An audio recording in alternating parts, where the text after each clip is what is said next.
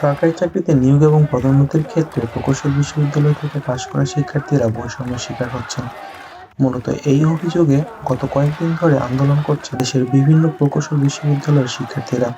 তারা বলছেন, ইঞ্জিনিয়ারিংয়ে ডিপ্লোমা ডিগ্রি নেওয়া শিক্ষার্থীদের জন্য সরকারি চাকরিতে কোটা সুবিধা থাকায় স্নাতক ডিগ্রিধারীরা ন্যায্য সুযোগ পাচ্ছেন না। অধিকাংশ পোস্টগুলি ডিপ্লোমা সিন্ডিকেটের আন্ডারে চলে গেছে, অর্থাৎ ডিপ্লোমা যারা করে বা ডিপ্লোমা যারা শেষ করে ফেলেছে তারা এই পোস্টগুলো কোটার মাধ্যমে, বিশেষ করে দশম গ্রেডে 100% কোটার মাধ্যমে তো দখল করেছে, সেই সাথে অবৈধ প্রবেশনের মাধ্যমে তারা নবম গ্রেড পর্যন্ত দখল করে রাখছে। 10th থেকে যদি 9th গ্রেডে যাওয়া লাগে তাহলে 33% কোটা একটা পায় যারা অলরেডি 10th গ্রেডে আছে। যেই জবগুলো রিকোয়ার্স বিএসসি ডিগ্রি, ওটা তো অবভিয়াসলি জাস্ট বিএসসি ডিগ্রি যারা পার করেছে তারাই পাবে, ডিপ্লোমা পাবে না এটা না। যারা ডিপ্লোমা করে বিএসসি ডিগ্রি নেয় তারা অবশ্যই নিতে পারে, এটাতে আমি বলবো যে এটা তাদের রাইট। কিন্তু ওদেরকে আলাদা কোটা দেওয়ার কোনো মানে হয় না। সবাই যদি এক্সাম দিয়ে যায় ওরাও এক্সাম দিয়েই যাবে, এটাই আমাদের আর কি চাওয়া।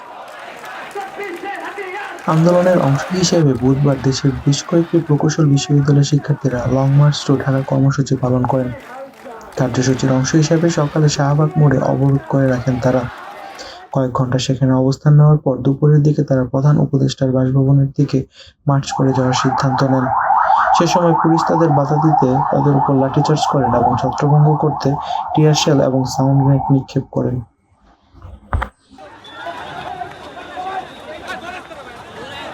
আন্দোলনকারীদের বক্তব্য, তাদের দাবি বাস্তবায়ন হলে দেশের প্রকৌশল খাতে দীর্ঘমেয়াদী ইতিবাচক পরিবর্তন আসবে। তারা বলেছেন, সরকারি চাকরিতে নিয়োগ আর পদোন্নতিতে এই বৈষম্য ইঞ্জিনিয়ারিং শিক্ষার্থীদের বিদেশে পাঠিয়ে দেওয়ার অন্যতম কারণ। অনেকেই পার্সোনাল উইশেস থাকে যে বিদেশে যাবে, বাট ম্যাক্সিমাম বিদেশে যেতে কম্পেলড হয় কারণ ওরা দেশে ভালো চাকরি পায় না, এটা ট্রু। দেশের প্রকৌশল খাত, বিশেষ করে যে বড় বড় মেগা প্রজেক্টগুলো আমরা নেওয়া হয়, সেক্ষেত্রে দেখা যায় আমরা বিদেশ থেকে ইঞ্জিনিয়ার ভাড়া করা হয়।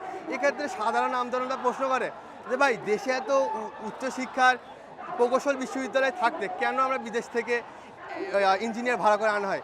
এর উত্তর একদম সিম্পল, আপনারা প্রকৌশলীদের সম্মান, মর্যাদা, অনারিয়াম কিছু দিতে পারেননি। তার চাকরির যে আত্মমর্যাদা বোধ, সেগুলো আপনারা কে নিয়েছেন। এ কারণেই আজ আমরা এই দাবির পক্ষে এখানে এসেছি। প্রকৌশল বিশ্ববিদ্যালয়ের শিক্ষার্থীরা বুধবার আন্দোলন শুরু করেছিলেন 3 দফা দাবিতে। দুপুরে তাদের উপর হওয়া পুলিশের হামলার পর বিকেলে তারা নতুন করে 5 দফা দাবি ঘোষণা করেন এবং আন্দোলন চালিয়ে যাওয়ার ঘোষণা দেন। মহিউদ্দিন আহমেদ, তানভীর, ঢাকা।